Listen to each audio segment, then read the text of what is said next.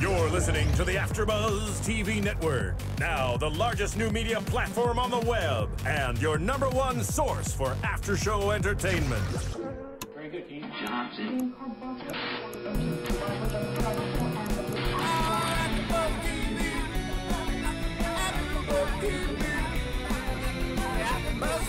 The AfterBuzz Studios in Los Angeles, California. Presented by Maria Menounos and Bing.com. And streaming live thanks to Akamai Technologies. This is AfterBuzz TV's Royal Rumble After Show. We'll break down tonight's episode and get you all the latest news and gossip. And now, another post-game wrap-up show for your favorite TV show. It's AfterBuzz TV's Royal Rumble After Show. All night, yeah, and party every day. I wanna rock and roll all night, yeah, and party Birdie, boys, girls, ladies, and men. The pay-per-view is ended and the Rumble was royal. Despite the stipulation, would the Shield be Rock's foil? Like boiling water, things were hot, just like the Phoenix air. The winner of the Rumble sees the Mania sign and stares. This is AfterBuzz TV, and it's brought to you by Bing. Bing is for doing, and we're doing our thing. My name's Ryan Katz, your host for this show, but I've got some co-hosts. It's time for their intro. The Colonel and Showtime Cupcakes here too. A tag team of broadcast brilliance. This is my crew. Ryan Clum, Josh Padgett, and also Cathy, Kelley. Let's get to the recap. Right, welly. Viddy well, let's talk of what was. It's time to talk the Rumble. Let's start the buzz. Royal Rumble, Phoenix, Arizona. What I would say is the most anticipated pay-per-view of the year so far. And usually the most fun pay-per-view of the year. It was a fun pay-per-view. I think going in, as we look through hundreds of tweets already, Everybody says the same thing we said as the show went off. everyone's a little bit disappointed right now. They're thinking it was a rumble of predictability, and that predictability brought the level of enjoyment down for many. It feels like everybody's fears came true tonight. Absolutely. That was my biggest fear, is what happened tonight would happen. And it did, and we'll get to that action. I want to start from the beginning at the pre-show. I'm pretty sure most of you guys didn't get a chance to see it. I missed the pre-show. I was wrestling today. It's all right. This guy's big time. I'm Not only exhausted, wrestling, by but the way. wrestling for an incredibly prestigious wrestling promotion. Dragon Gate. I actually, you know what the similarities between me and Bo Dallas are? We both made our pay-per-view debut this weekend. Look at this guy live on an iPay-per-view. I didn't wrestle, but and I got slammed by the PW Torch for the first time in my career, so I'm very excited. Yeah, your first public insult. Yep. Way to go, Clum. Yeah. The Screw first you, Torch. of many, baby. The first of many. Well, the pre-show started on YouTube, and we had The Miz taking on Antonio Cesaro for the U.S. Championship. Cesaro retains the title in a match that was very good. A lot of offense by Cesaro. Highlight of the night in terms of moves. Miz went for a leapfrog, and Cesaro caught him in the air from the leapfrog and rocked the tilt-a-whirl into the backbreaker. Awesome. Cesaro's so good. Was that originally supposed to be on the pay-per-view? No, it was always announced as the pre-show. Okay. The other thing I will say, and I'll put over, I'm pretty sure it was Scott Stanford that was doing commentary with Matt Stryker for the pre-show. Okay. It may not have been. All right, my feed wasn't very clear. It was the internet feed. Right. I had a lot of pixelation. I don't know if it was someone new. If it was someone new or if it was Stanford. Great job, man. Really? It may have been someone new, and he was very good on commentary. Had poignant stuff to say, had a nice voice, nice cadence, nice tone, good energy. I was impressed. And if it was Scott Stanford, hell of a job in improving. Very good. Do they put those shows up so you can go back and watch them? Like, can you go back on YouTube and see that again? I don't think you could. They need to do that. I'm sure fans will throw up an illegal bootleg of it until copyright infringements get it taken down. But generally speaking, I don't believe they do. But it was a nice little match, and it's a treat. I mean, I understand the concept of it because it's definitely better than their pre-produced pre-shows that go on, because this is something that makes you want to buy the pay-per-view. It gets you excited. You see the energy of the crowd in the arena. Didn't they say that The Miz got hurt in the pre-show, too? They did say that he hurt his ankle, or knee. There was a moment where he jumped off the top rope and came down kind of funky, and then Cesaro capitalized and, kept the beating on him. And, yeah, a little injury. Ankle injuries are going around town. Well, let's start with the actual pay-per-view. Yeah, and actually, we should let our engineer know, too. If there's a phone that rings, we're going to be taking please answer the phone if it rings. Sounds good. Yes, sir. First match of the evening, last man standing match for the World Heavyweight Championship. I think everyone was surprised to hear it be started off this way, but let me tell you, this was a hot way to start the pay-per-view. Great way to start. Right. And before the actual match started, Big Show made his entrance to the ring, and then we went backstage and we saw Ricardo and Alberto Del Rio walking down the hallway. Ricardo was very nervous. Didn't want Del Rio going out there. He's thinking, this is last man standing. You're going to get hurt. I know, boss, you're the champ, but this is dangerous for you. And Alberto Del Rio saying, well, are you with me or not, Ricardo? And Ricardo's like, look over there. Turns around. Bret the Hitman Hart. The excellence of execution was in the building. Our first Royal Rumble surprise. Should we take a call right now? We could take that call. Let's do it. I think it's the call we're expecting. Caller, you're on the air. Is this the artist formerly known as Couch Boy? Ha ha ha.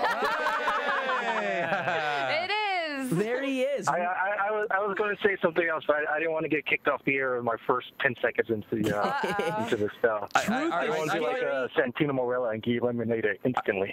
I thought you were going to have to whisper. Oh, the arena's clear now, so I came from underneath the ring. Truth is Scary Raven Travis Berry calling in live from Phoenix, Arizona at the arena. So you were there live. There was a great energy from the crowd. Everyone was loving just everyone was anticipating and enjoying everything that was going on. What was your assessment of the pay-per-view itself from a live perspective?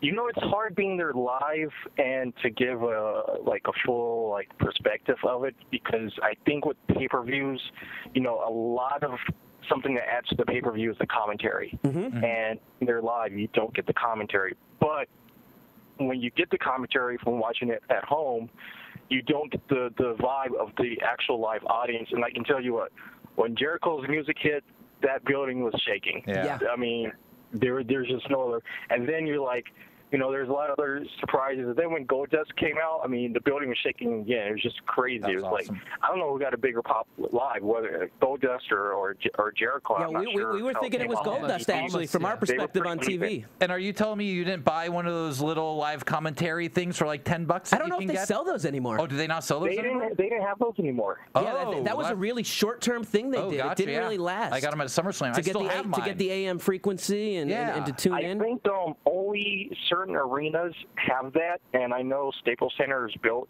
to have that type of communication. I'm not sure.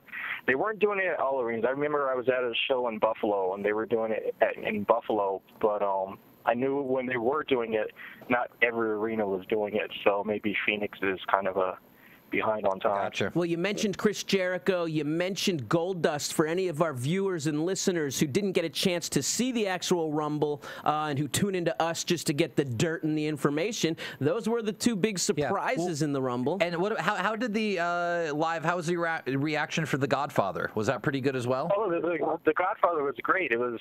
I mean, and I guess a lot of fans, I obviously read the internet because people were saying as quick as he got eliminated, he's coming back as Papa Shango later in the match. So I know that would have been great. Was buzzing that he may come back under two different characters tonight, but I was hoping it was going to be Shango, not the Godfather. Yeah. But the Godfather's fun, and that's okay. So, but I mean, the Godfather, it's great because you get to hire two local strippers who get to make a few $100. Absolutely. absolutely.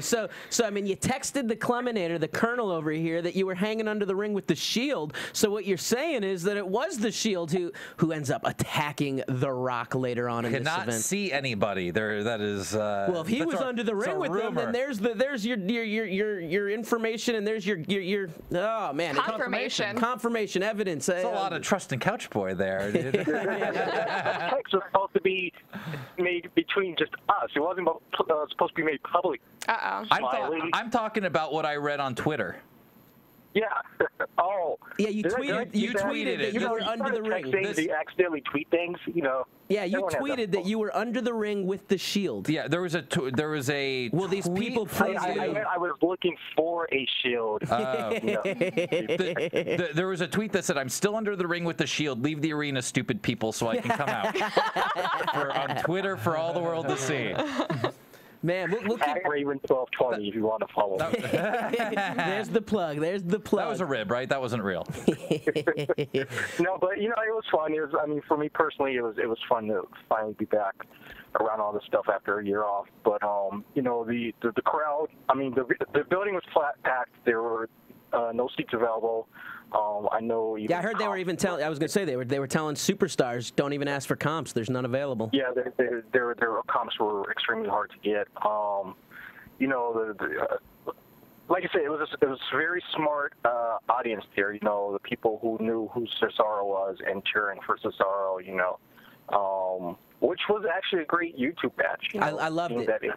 Place on YouTube. It was actually a great match. Yeah, I was just mentioning to the audience that tilt-a-whirl from the leapfrog was sick. Yeah, and you know, everyone who watches Cesaro, you know the guy is strong, but once you see him put on that finisher live in person, I mean, you really get to see how strong he really is. Like, you know. Yeah. He's a beast, and the talent roster's depth is getting thick now. I mean, everyone used to talk about how shallow it was this last year. They got so many guys, and they're so deep with potential superstars now. 3 years ago, I think TNA had a better roster than the WWE, and now it's not even close. I don't think they're building up a great roster. I mean, I think it's because the interest in like the ROH type of guys like Cesaro and Chris Hero and Seth Rollins.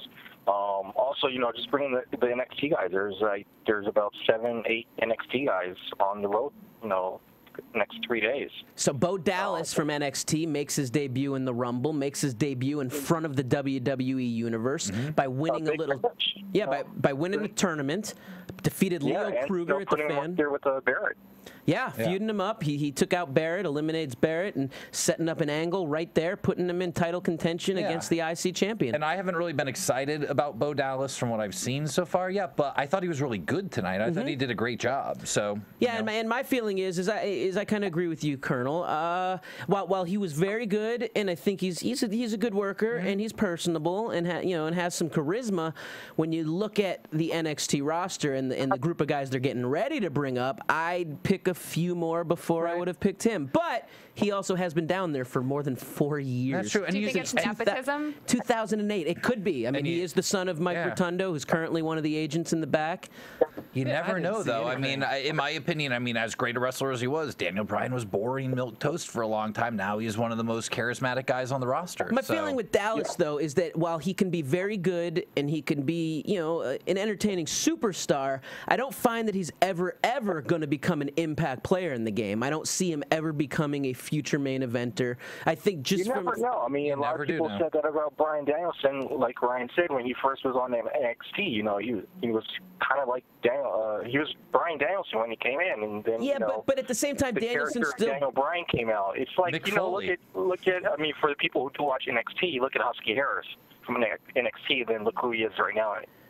Right, but the fact was, Husky Harris was phenomenal as Husky Harris, just as he's phenomenal as Bray Wyatt. He's a phenomenal talent, and I think he is better than his brother. I mean, that's my opinion, but he's also older. I think there's a slight edge that Husky has over his brother. Speaking about brothers, it was not to jump all over the place with your show tonight, but the Rumble with the brothers. Everyone was chanting for Dusty Rhodes to come out. Great moment. Oh, that would have been awesome if they would have fit. Oh, that really would have been an amazing moment. If after Goldust came out and Cody and Goldust were going at it, if all of a sudden the music hit and we get a little... He's just a common man. Yeah. Working hard. Yeah, it would have been a great moment to see all three of the Rhodes in the ring for That's that. True. That would have been great. I think that would go down as a WWE moment, like for the rest of history, if something like that would have happened. If the two brothers turned around and started beating up Dad and joined up, that would have been great. Or he did like a Hogan thing where he grabs both their heads and like. But even just seeing Dusty just beat up his sons would be fun too. Yeah. You put them both over his knees and start spanking them both at the same time. I'm just a son of a plumber. Yeah, I mean, I know. I know this didn't air, but I think it's on the website already that a fan proposed to his girlfriend right before the pay-per-view started, and the whole arena broke out with yes chants. So how romantic! That's cool. Oh, let's get I'm back trying to figure out how he did it because they actually like put the words on the Titantron and everything. Like, wow, someone up there pretty high. Oh, wow. And just while we're talking about Dusty, The Rock made a little Dusty Road homage to his famous in his promo. Hard Times promo. If you guys have never seen that, go type in Dusty Rhodes Hard Times into YouTube, one of the greatest promos of all time. But, talking about putting his hand up, and that's homage to Dusty. What a great promo by Rock. And let's go back in order, and let's start from the pay-per-view. Raven, are you going to be staying with us for the whole show and talking everything? Or? Actually, I'm about to order dinner. That's why I was like, hey, hurry up, because cool. Well, I appreciate you calling in. You're always part of the Buzzin' After Raw, AfterBuzz family, even though the couch spot... as great as catering is around this neck of the woods, it pales in comparison to one Catherine Kelley's home baking. We had she's no longer Cathy. She is now Couch Cupcake. We don't have a Couch Cupcake. Yeah, we have the Couch Cupcake trending right now. I made Forget some. The Rock as heavyweight champion. Couch Cupcake is trending. Actually, I want to get trending twice in a lifetime, but we'll get into that later. Well, Cathy made us some nice food today. She made some. Go ahead. It was monkey bread pizza, and you missed out. I got a text telling me what she made. All right. Well, we're gonna let you go eat dinner. We appreciate the call, and you go enjoy Raw in Vegas tomorrow. Yes, actually, I may actually have time to call in tomorrow after Raw in Vegas. It's the old Raw roulette. Spin the wheel, make the deal. Oh, yeah. He's going to enjoy it too much. Cool. Well, Raven, thanks, and we'll talk to you tomorrow, hopefully. All right, take it easy, guys. Thanks, Raven. First match of the night, Big Show versus Del Rio, last man standing. We talked about the Bret Hart moments in the back. So essentially, Bret Hart tells Alberto Del Rio, you remind me of a Mexican Bret Hart. Mm-hmm. And then he says to Del Rio, so show that tub of goo what you got. Like tub of goo. And then Del Rio looks at Bret Hart and says, well, it's funny because you remind me of a Canadian Alberto Del Rio. And it was funny, as I was saying before, the last time they got together, Del Rio said to, one of my favorite lines I've seen in the last couple of years is, he said to Bret Hart, you look like one of the illegal Canadians that I hired to mow my lawn. So a little bit of a different Del Rio this time that they've run into each other. Well, this time the pride of Mexico is going to get his shot. Well, he's going to defend against the Big Show. The Big Show trying to recapture what he thinks was rightfully his.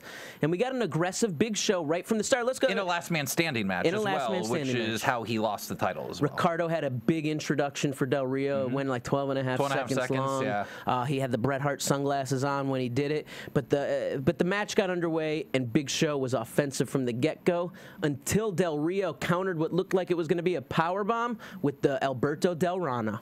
Mm-hmm. And then Alberto started a chair attack on Big Show, which the crowd was loving with the C every time he was hitting them. And this was lighting up the crowd. I think Daniel Bryan's pissed about that. No, honestly, because I think in the end, it actually sells more. It sells more T-shirts for him in the end.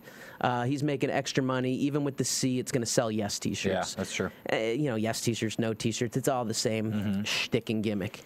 Something interesting that happened in this match, WWE attempted to at least use light tubes for the first time, I think, ever. Almost backyard-like when they... I thought they were going to rip those off and start hitting each other with. Well, Big Show tried to crack one on Del Rio's back, but it didn't shatter, so then he just took it and shattered it on the actual light rig itself. Yeah. And it was interesting.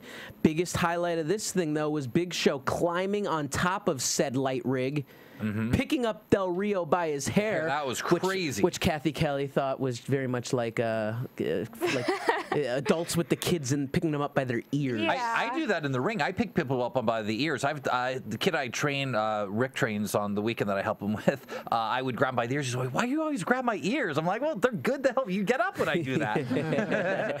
Anyway, he pulls him up top, ends up chokeslamming him off the light set through a table, and everyone thought that was it. The 10 count commences, and Del Rio got up at like 9.5. 9.5, and then stood up for a second and fell back down. Fell back down. Move, broke right? the count. Yeah, broke like the that. count. In Japan, that would have been a 20 count, though. But this is just a 10 No, I count know. last man standing. I know, I just did a Japanese show, so they were doing 20 counts. So I was like, wait a minute, why are they still counting? Son. Isn't that 1, 2, 3?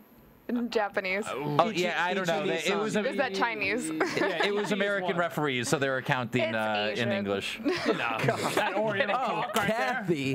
Terrible Cathy. Man. Anyways, action spills back into the ring. Del Rio ends up getting control, locks on the cross-arm breaker, and Big Show kind of at his feet over the ropes trying to break the hold right there. And Ricardo out of nowhere pulls out a roll of duct tape and tapes those legs to the rope.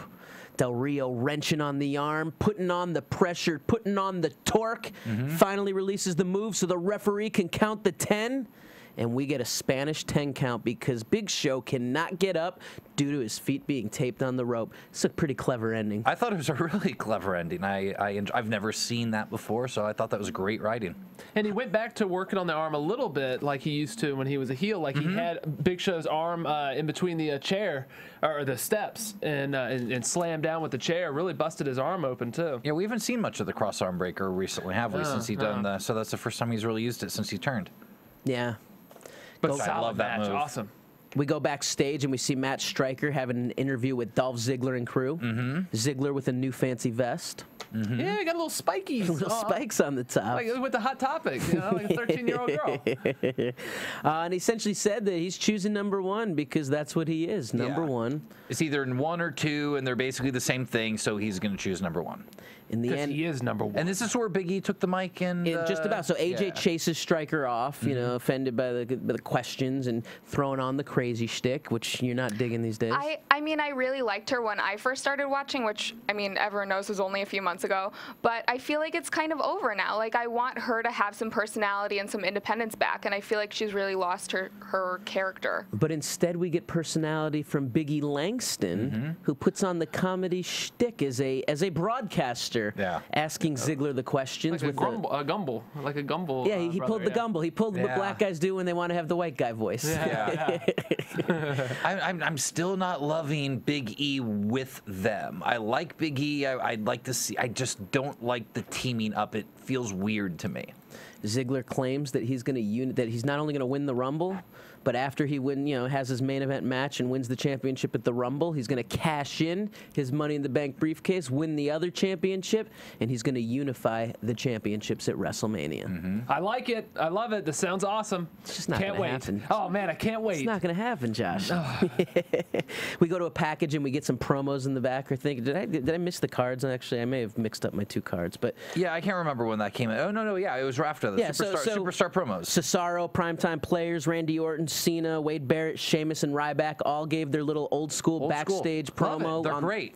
Just giving their reasons why they're going to win the Rumble. They don't do enough of those anymore. Like, you used to always have the guys do those 30-second promos all the time. You never see those. And I mean, I don't know if maybe they do them and use them as practice in the back. I don't know, but I would think that would be a great way to get people better at promos.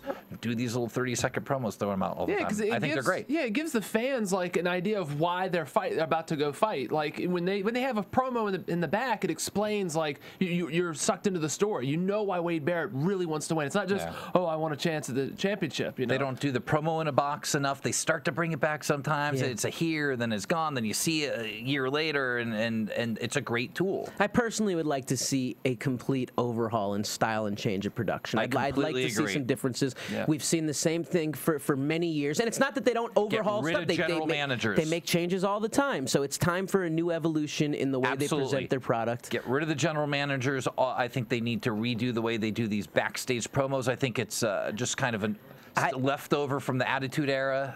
In liking those backstage promos, I almost want them to go back to the old school Saturday night's main event pre-WrestleMania style promos, where it's the same promo, but they throw them on the green screen with their logo and graphic behind them. Yeah. It just gives you a feel. It makes it fun. It makes it fresh again.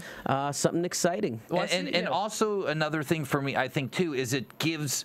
If you remember the guys in the 80s, they all cut great promos. They probably couldn't all go talk in the mic for 10 minutes, but they could give a 30-second promo. Right. So, and that would bring all these characters, a game of all personalities. So they just need 30 seconds. Most of these guys could cut a good 30-second promo if you give it, write it out for them. So it will help develop that character. And it seems like they're flirting with the idea of doing an overhaul. I mean, they started with the TMZ narration in the beginning. I like that. And now that, they're throwing in these promos. I mean, Ryback had a couple times with the promo in a box. I think he should have it. The fact is, though, it's a billion-dollar corporation, and they are scared to death of change. Absolutely. That is the problem with that. They're scared that people are going to tune out for whatever reason. They're so worried about the ratings that they don't want to take the risk. It's the same reason why all the movies in Hollywood seem to be the same, is people are afraid to take risks, and they want to go with what already works. It's the other company, but TNA, where they had a chance to go with Paul Heyman, he wanted to do these crazy things. They got cold feet and didn't do it, and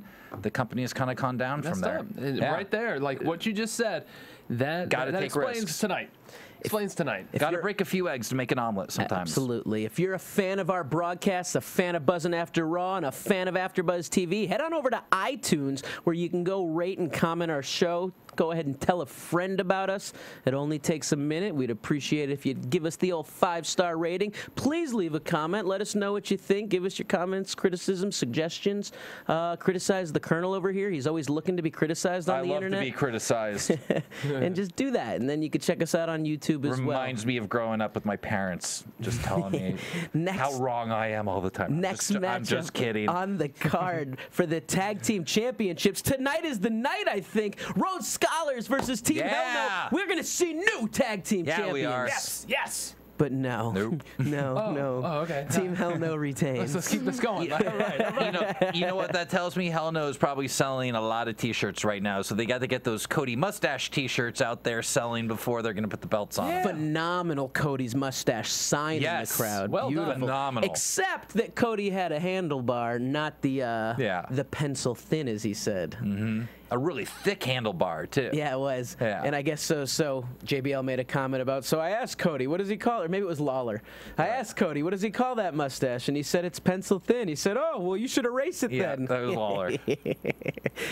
Anyways, let's see. The yes lock was put on Damian Sandow after Cody received a choke slam. Who is not the legal man, I believe, right? So you're saying there's some controversy. Now, I got to go back and watch it. My ring guy isn't as good as y'all, but like the ref just kicked Cody out of there, like, hey, or Sandow out, like, hey, you're not the legal man. You're not the legal man. Then Cody gets chokeslammed by Kane, and then all of a sudden Sandow's the one who gets in the yes lock. It didn't make any sense. Yeah, I got to go back and look. I'm not 100% sure on that, but possible. After the match, we go backstage, and we got Team Hell No hanging out with Vicky Guerrero. Vicky gives them their Royal Rumble numbers, their entry numbers. Daniel Bryan shows Kane his number, but Kane says he doesn't want to show him his. And Daniel Bryan says, hey, that's not fair. The unwritten rule is I show you mine, you show me yours. And Kane looked at him and said, believe me, Daniel, if I showed you mine, you'd feel inadequate. Yeah. Which, okay. That's cute. That's fun. And let's just, I don't know if you want to use the word cute when talking about penises right there. I want to. Here's the thing I have about the problem I have with this promo. It's middle school humor. It's cute. It's fine. Here's what I have a problem with this promo here is every week. I do hit you with one of those every single week. And you get so flustered, you start blushing. It's okay. That's cute. So here's my problem: is with that whole promo, they build this thing. Daniel will be jealous of Kane's number. Blah blah blah blah blah blah. Right? So you would think Daniel's going to come in early, Kane's going to come in late. There's going to be this huge separation. Daniel Bryan came in at number 21. Kane came in three people later at 24. I agree. Why is he jealous of that number? Oh, well, yeah, I mean, it's a couple, but it's not like, ha, ha, ha, I got the great number and I saw yours. Kane was buffing. No, Kane wasn't. Kane had a late number. It was Kane bad, was 24 or something, whereas it seemed like Bryan should have been within the first 12. Yeah. Lazy, bad writing right there, going, oh, well, let's do this, but it makes no sense. It just... Yeah. You know, you got to think about this stuff. Yeah, Kane was just trying to make Daniel Bryan feel bad. I don't know, like make him worried that he was going to be It made no sense to me. This is where the evening took an interesting turn, because after seeing 2 matches, we already got the Royal Rumble. I mean, we're already on to the Royal Rumble match, knowing that there's only one more match after. Has there ever any other time in WWE history been a pay-per-view that only had 4 matches? Yeah. 4 matches tonight. 4 matches, yeah. I'm not counting the pre-show. I'm not counting the pre-show. There were definitely more last year. At least 5 or 6. Absolutely. Yeah. Kind of crazy. Yeah, but I guess that would be because you have this big CM Punk Rock thing they've built up for they've basically built up to tonight since Raw 1000. They started setting up tonight. So they've been building up to since July. So it would make sense that you want to blow it out with a big 2 huge. If you have a 3-hour show, you have an hour-long Rumble, hour and 20-minute Rumble, then 40 minutes for the main. It's 2 hours. You only have an hour to fit everything else in. Plus, you had that great world title match. So, I mean, it makes sense here. Want to send a shout-out to @NudeIsRude, brah, who's a fan of AfterBuzz TV, a fan of Buzzin' After Raw on our crew. Just wanted to do that right there. As we got into this match, we knew that Dolph Ziggler was #1, so the big question through every single person's mind is, who will be entrance #2? And it was an awesome one. Lights drop. Explosion hits. Can we get the lights to drop break here? the walls down. Awesome. Light bright jacket and all. The return of Chris Jericho.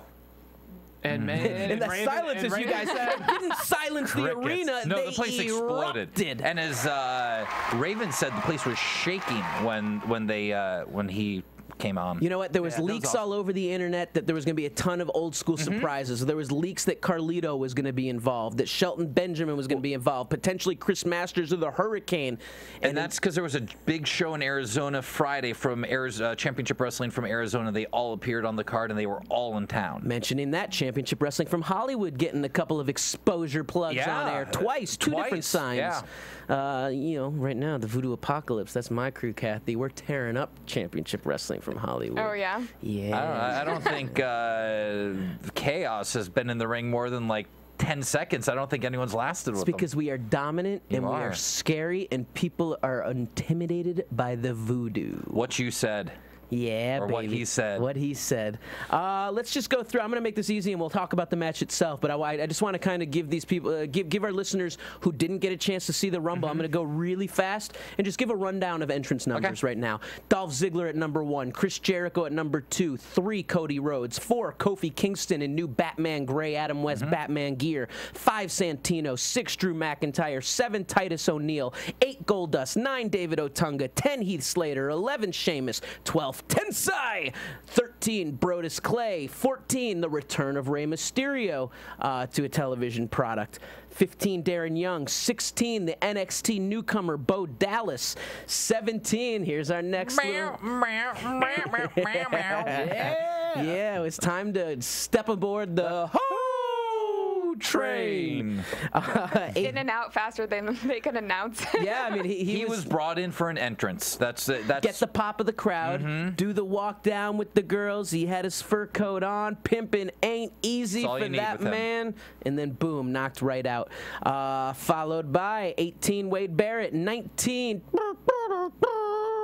20 Damian Sandow, 21 Daniel Bryan, 22 Antonio Cesaro, 23 my favorite wrestler, the great Khali, 24 Kane, 25 Zack Ryder, woo woo woo, 26 Randy Orton, 27 Jinder Mahal, 28 The Miz. And then this was interesting. 29. Everyone's expecting there's 2 spots left. Yeah. Who's our final surprise going to be? Such a letdown. Sin Cara. The biggest letdown of the, like, what? Shut up. And the whole crowd, just the energy dropped on that one.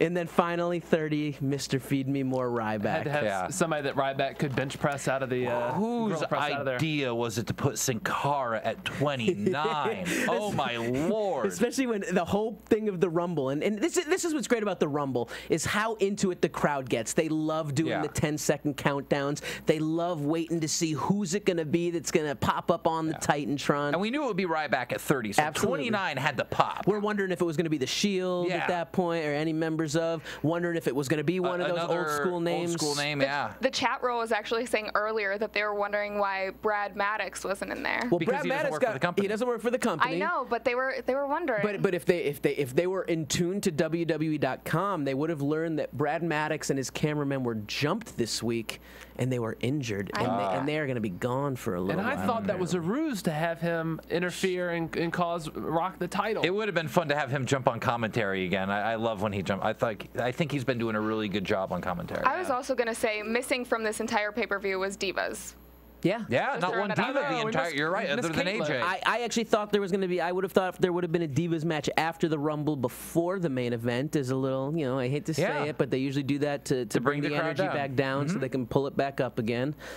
Didn't happen. It was void of all diva. They had to fit in those packages, It's lots of packages. Yeah. And I went back and was telling you, I watched a women's match from the very first Royal Rumble. Once again, Josh talking about packages. It's just amazing how it's constant. So I went back and watched women's match from the very first Royal Rumble, and if you guys have a chance, go watch the Jumping Bomb Angels versus the Glamour Girls, 2 out of 3 falls for the women's tag team title that existed back then, and you will see what women's wrestling, in my opinion, should be about. These are amazing, amazing wrestlers. They look very, very different than they do now, but they can go.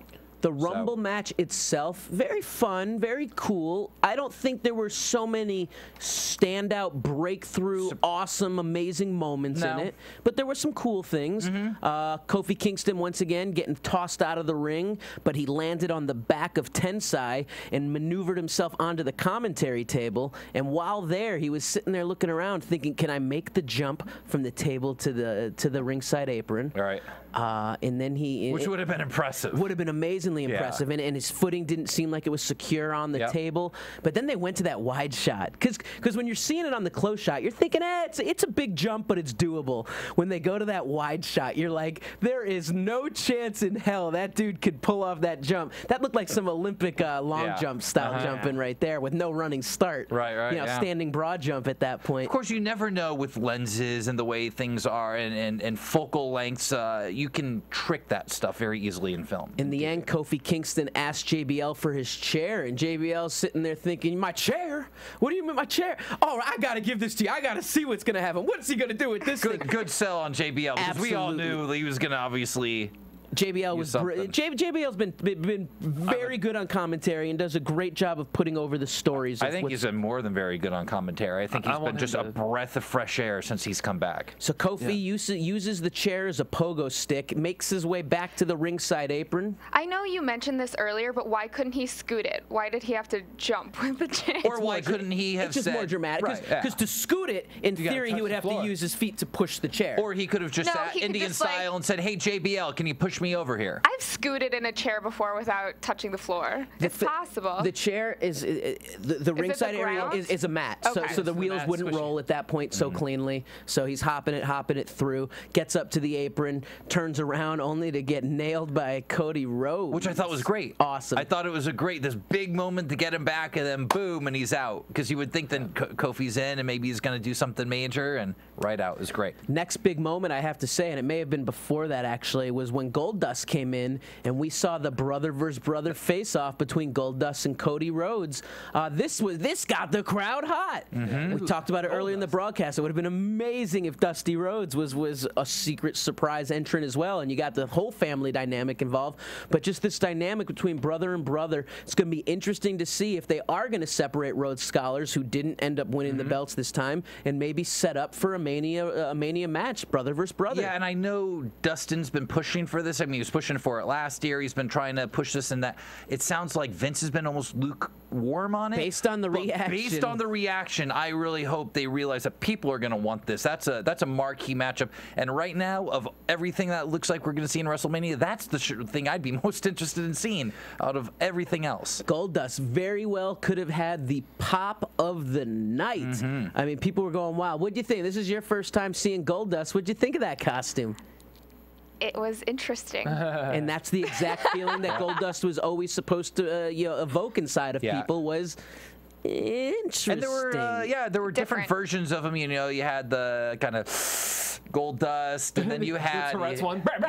And then you had the Tourette's Goldust. That was very good. The Tourette's Goldust was great. So I loved when Goldust had Marlena with him back in the day. She was tiny. Oh, when he was tag team champions with Booker T, that was hilarious too. They just wrote on chat roll that apparently there was an interview with Goldust on WWE.com after the Royal Rumble, and he said he's not through with Cody. Good news. Might see more Goldust. I wish we could have seen a Shattered Dreams tonight on Cody or somebody. Of course you would, Josh. Yeah. Of course. You and your always leading to the crotch, man. Always leading to the crotch. It's amazing, dude. You may need some reprogramming. Well, as we're talking about crotches, should we talk then about Titus's crotch and the right up in the camera that we saw later in the Rumble? There was a very tight shot of Titus O'Neil's little trunks. Got a little grundle in there. I thought I saw Sack, but I think you could see ingrown hairs from the shaving. You could. You could see ingrown hairs. You absolutely could. HD cameras, baby.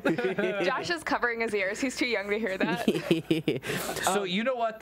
One of my favorite moments in this that happened before all this, we skipped over here, was number 5. Santino comes running in, grabs Dolph, throws him out, throws Y2J out, throws Cody out, throws Kofi out. I won! And they just all went to the apron. They come back in, puts on the Cobra, goes in, they beat him up, throw him right out of the ring. Boom, gone. Once again, as JR says, there's a man who knows how to maximize his minutes, make every moment matter. And he was one of my favorite parts of the Rumble last year, him and Ricardo and McFoley. Or one of the highlights. And one thing that Titus did that I really love, I love when he's allowed to be a big man. You know, you're always worried about that with those guys, that they can't overshadow Cena or anybody. But he picked up Kofi, and he was like, millions of dollars. He did the dance while holding him. Just tossed him like he was trash. I love it. I'm sorry, Santino should have won this thing. Like, Santino needs to win the Royal Rumble at some point. You know, who would ever expect Santino to win the Royal Rumble? Well, that would mean that... I go to WrestleMania! That would be awesome. You got any other highlights? You know, we'll get towards the end. It was really cool when Daniel Bryan, he eliminates Kane from behind sneakily, and it's like, oh, that's that, boo. And then he gets knocked out and, like, lands right into his arms. Yeah, that was fun. Straddling him. Straddling him around. They were looking back in. The eyes. I think what WWE should do, and I don't know if they will, is take that, slow it down, throw some romantic music behind it. Put a little heart around in that moment when they're just looking each other in the eyes. I mean, you thought they were gonna kiss. That'll be a great T-shirt with them putting together with the little heart around, framing out them. Yes. a pink shirt that just says yes on it. That's awesome. And then on the back's got to be "I do" or something. Daniel Bryan's face whenever he's in those situations, so funny.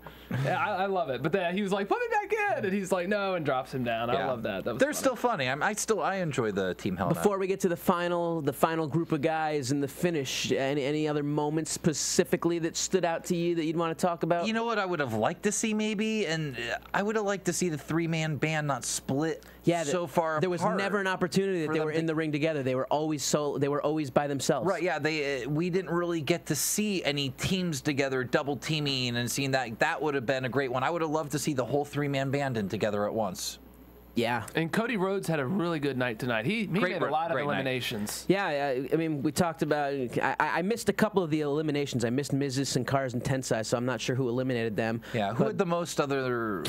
I mean, I don't have them counted out, but Santino was eliminated by Cody, Drew McIntyre by Jericho, Titus O'Neil by Sheamus, Otunga by Sheamus, Goldust by Cody Rhodes, Brodus was eliminated by everyone, Tensai by Kofi Kingston, Darren Young by Kofi Kingston by Cody Rhodes, who at that point had the most for sure. Godfather by Ziggler, Heath by Cena, Cody by Cena, Ray by Barrett, Khali by Kane, Kane by Daniel Bryan, Ryder by Randy Orton, Cesaro by Cena. Jinder Mahal by Sheamus, Wade Barrett by Bo Dallas by Wade Barrett, setting up an interesting feud that we talked about earlier. Sandow by Ryback, Jericho by Ziggler, Orton by Ryback, Ziggler by Sheamus. Like I said, I missed Miz, Sin Cara's, and Tensai's who were already eliminated right there. Said Kofi eliminated Tensai. Kofi eliminated Tensai. Yeah, and that's when then he fell. Right, and I'm not sure about Sin Cara. Not sure about Miz's. Well, Sin Cara got gorilla pressed by Ryback. I didn't even see that. That's the only reason he was there. I didn't even see that. Yeah, like he was out there, and then Ryback came out, and I missed that as well. Didn't even know that happened. And we're left in the end. Final four: Sheamus. Final four was Ziggler, Sheamus, Ryback, and Cena. Yeah, and they teamed up on Ryback. They get Ziggler out of there first, and then you got Sheamus, Ryback, and Cena. Sheamus gets eliminated by the big monster, Ryback. I don't know. Big Silverback. Yeah, Silverback. That was the word. Silverback Terminator thing. Yeah. Leaving Ryback versus Cena head-to-head, face-to-face. Everybody was behind Ryback. You know, but at the same time, I got a nice tweet of someone saying that was their highlight moment of the Rumble. Was let's see, Jason Young saying, no, that wasn't it. I'm sorry, I don't have it in front of me. I don't want to take too long to look. But saying they enjoyed the fact that stare down, that face-off between Ryback and Cena was intense to them. Similar, but it was not the same as I wanted, like Hogan Ultimate Warrior moment, like they had in the Rumble when it was down to them two. That was huge, and I was like, oh, I hope that happens. It did. PG era version of it. It wasn't as over the top. But in the end, John Cena eliminates Ryback. Who would have ever saw that coming, huh? God, never in a million years did I ever guess John Cena was going to win tonight. I even predicted it. Hey, Watchtower predicted that months ago. He called it. No, I think we all called it. Unbelievable. And I think this is what really turned the tide for the fan support of this pay-per-view. Just way too predictable. And right now, Twitter's blowing up on this. Twitter is blowing up, and people are fearful for WrestleMania's card this year. This is not what they want to see. Hashtag twice in a lifetime. I mean, we're seeing it again. This was supposed to be a one-time affair. Now, because the championship is on the line, it's supposed to be more important. I think this one's going to backfire on Vinnie Mac. I agree. I'm very afraid WrestleMania is going to suck. They're keeping the kids happy. The 12-year-olds, the 8-year-olds, they all want to. No, but they love Cena, and I feel like there are so many. But I'll say you'll see. And normally I would agree with you on that. But you know what? When it was that Ryback Cena face-to-face, that crowd was firmly behind Ryback. Yeah. And you saw that at the house show. Kids love Ryback too. Did you chop it up? Did you do it up all fancy? Oh, she AJ'd it a little bit there. Yeah, she's putting it on. Oh, we can't see her. Yeah, the kids love Cena, all that, but back when they really catered to more the college kids, they were pulling 7 million people a week watching that. Now they get about 3. And those kids can't buy the merchandise themselves. Yeah, they can beg mommy and daddy, but they can't pull out their own wallets. And those kids that are chanting, "Let's go Cena," grow up and chant "Cena sucks." You know, I mean, that's what happens. Want to shout out to the kid that was in attendance wearing the Rey Mysterio muscle costume. I thought that was kind of cute. I just got backlash in the chat roll because they said, "Cathy, don't put on more clothes." Maybe you should take it off. Shout out to MJ Diva and shout out to At Dakota Dance, not to mention Lehman 9136 who hit us up with a little message saying hashtag respect. Liking what we do here at the AfterBuzz TV. The only problem with this match was the predictability. It was a very fun match. It was enjoyable. We got the pops. We got a little bit of nostalgia. We got a newcomer in Bo Dallas. So, I mean, it had a lot of elements of what people are generally looking for. It was enjoyable. But I enjoyed it. Predictability. Then you have Cena win, and then you're like, oh, I wonder who's going to win this next match that's coming up. Hashtag punished by predictability. Terrible. Come on, people, tighten up.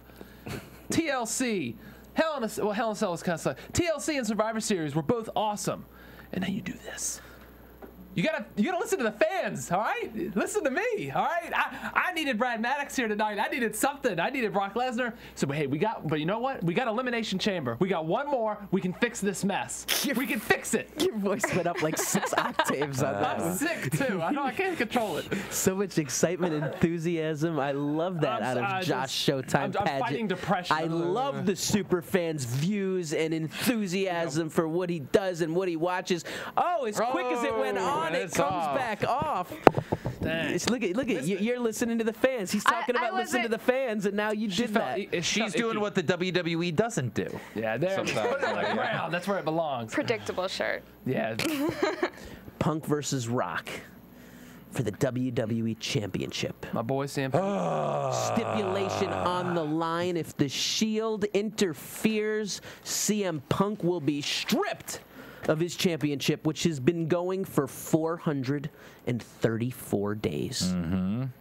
Shield didn't interfere. How do you ruin a title run? Tonight. Josh Matthews in the back with The Rock for a pre-match promo. Best promo he's done since he's been back. Amazingly heartfelt. Incredible. Talking about his mother's cancer. We were talking about how adversity. He talked about how he didn't get into the NFL and stuff, and he's really never talked about that. Said when the draft came, Rock was waiting for the call to be picked and wasn't picked because he wasn't good enough. And with only $7 in his pocket, he ended up picking things up, changing things around, jumping into wrestling, and turning his whole entire life around. From $7 in his pocket to like $70 million. Yeah, and he didn't really get into it, but the whole story on that's actually interesting. How he went up to Canada. He actually went up to Canada and was playing Canadian football and got cut from the team and called his dad up, and he had $5 in his pocket. And from what he says in his book, he says 5. He said 7 to 9, but he usually says 5, and he says not of it was paper, some of it was the jingle. So he literally went home and told his dad, I'm going to start training. His dad said, no, you're not. And he said, yes, I am. And he said, okay, well, I don't want you to do this, but no one's training my son but me. Rock was relating to the people, saying that all of you people, everybody here has gone through adversity and overcome adversity and done what it takes to overcome and to persevere and to continue on and to push on and to be the best that they can be. And this was his moment to win the championship back. Strong promo. Loved it. One of the best one of my favorites he's ever done, probably. Wasn't the comical Rock. You know, it was serious Rock. Serious Rock. Well, maybe we can overcome the outcome of this match. Like Big Show's aggression, this match started even more aggressive with Rock and CM Punk going toe-to-toe, punch for punch right from the get-go when the bell rang. Action underway right away. And this was, Rock took control essentially right away until CM Punk cut it off. Pretty quickly. Yeah. And took control. Rock didn't get that much offense in the beginning. Rock was trying to put CM Punk through the Spanish announce table at one point, and CM Punk ends up getting control, puts the cover back on the table, saying, gave a bow of respect to our Spanish commentary team, saying, nope, it's not going to happen. They teased that spot a couple of times. I mean, there's not a lot of highlight moments in this match. It was a solid match, very enjoyable. Still, I mean, it was a better match than Once in a Lifetime match from WrestleMania. I think it works better too. You have a clear bad guy versus a clear good guy. I thought it was good. I thought it was a solid match until the lights went out. The lights went out. Go out for about 15-20 seconds. When the lights turned back on, The Rock had been triple powerbombed, as we were told, through the announcer's table. By who? No one saw it. No, they couldn't tell. The people think it's the Shield, but you don't know. I've been arguing with Clum since we went off the air. I don't know if it's just that I have some sort of supervision, but even in the dark, if someone is 2 feet away from me, I can see them. Can I see them 20 feet away from a room in the dark? No. The minute they're up a foot or 2 away from me, I could see them. But so there's also camera flashes going off. There's that, and plus the people that would have seen it would have been the commentary that could have been a little bit farther. The person closest to it was The Rock, and that's why you jump someone from behind so they can't see you. So he doesn't have eyes in the back of his head. He would not have seen it. But in premise, on the powerbomb, once, especially on that triple powerbomb with them holding the man up, you're looking eye to eye into the face of Roman Reigns. And he's been knocked goofy for 40 minutes. Yeah. I'm telling you, there's he wouldn't necessarily be able to tell. Rock is out. CM Punk oddly rolls Rock back into the ring, picks him up, struggles to get him back in the ring. As you're saying, why would he even do that? He could win by count out at that point. A win's a win at that point. Rock has to get him in the ring. He does not have to get Rock in the ring. That is the advantage of being champion. And CM Punk's so smart that I had an issue with that. Ego got a better part of it. I mean, that could have been, but I would have liked them somehow explain to me why he did that. I think he always wants to prove that he's the best in the game, and in the world, not just the game. the best in the world. I agree, but they didn't communicate that to me because it's out of character for him because he's so smart. No, I'm not going to win by count out. It was completely out of character to me. Yeah. I needed some verbal cue on that. I don't remember once he brought him in the ring. Did he actually hit GTS? Or no, he just covered right covered for the pin. He kicked out. It made no sense. Tight, and then Rock kicked out. No, and Rock kicked out. And Rock kicked out. And then what? No, it was the 3 count. I thought he CM Punk got the win. Oh, was that the 3? Was that where he had the 3 count? Yeah. Okay, maybe I'm wrong then. Okay, CM Punk gets the win. That's right. He did get the 3 count. Rock gets booted out, so essentially CM Punk says, "Get out of my ring!" Keeps giving him the boots, rolling Rock to the outside, and then Vince's music hits. And the crowd goes nuts. No chance. Which we expected. Yeah. Vince comes out and essentially says, I warned you. Yo, what do you think? We're stupid? We're not supposed to know it's the Shield? You're going to insult our intelligence? And says, I got to do what I got to do. And CM Punk, it's my job to inform you that I'm and then all of a sudden you hear on the mic, no, no, no, no, no. It's not ending this way. The Rock sitting there next to a broken commentary table, microphone in hand, lip quivering, spittle coming out of his mouth. Soaking wet, man. Soaking wet. But that look, I mean, Rock's delivery there was great. Yeah, I love that. Rock's a good actor. Amazing. Puts over the fact that, hey, I don't want it to end like this. You're not stripping him of the title. I'm beating him for this title. Restart the match. So now essentially we got some Twitter people saying, since when does the guy that got screwed get the opportunity to restart a match?